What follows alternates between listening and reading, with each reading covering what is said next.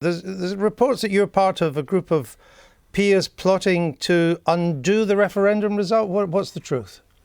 There's certainly no plot.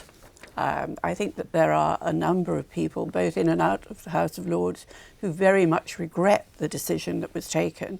But what are you trying to do? We feel there should be a vote in Parliament at least. On if what? This is all about sovereignty of Parliament and sovereignty of the country, then the sovereignty of Parliament demands that this should not be a decision, pressing the button on Article 50, should not be a decision just for the Prime Minister. It's too much for any individual to take. But the country voted on June the 23rd, over 17 million people, to do just this. What gives you, as an unelected peer, any democratic legitimacy in this? The country voted, not by an overwhelming majority, but nevertheless the country voted in favour of Brexit, not knowing what Brexit means. And we're still told Brexit means Brexit. We don't know what it means. But who elected you? I'm not elected. So what gives you any democratic legitimacy on this? I don't have a right to overturn the will of the people at all. But you would vote against triggering Article 50, wouldn't you?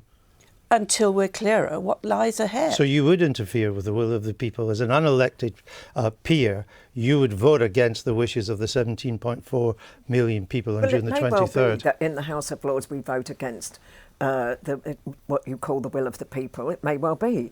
But whether we vote against and it goes through to any action is a secondary matter, isn't it? The House of Lords has a duty, doesn't it? It does. To say to the Commons, to analyse, just think about this, make sure before you do it. It's not a right to overturn, but it's a duty. But what's the point of voting against it if you don't overturn it? To let more detail come through so that we know what it is we're voting for. Yeah.